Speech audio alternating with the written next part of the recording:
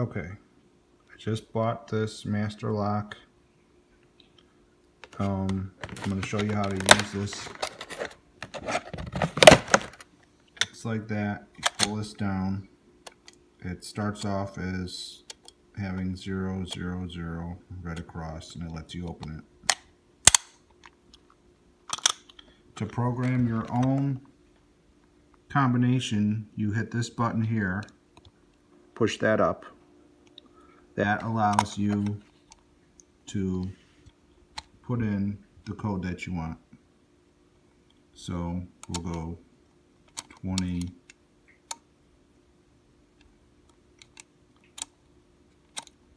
20.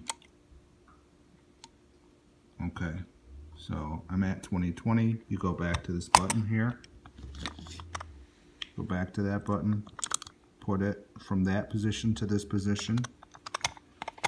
And then pops right in. Your combination is 2020.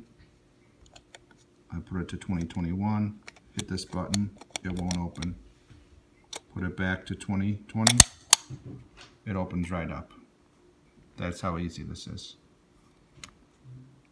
And then this part right here, that's got to reset also. You hit this button, this comes up, and that is able to lock to the door.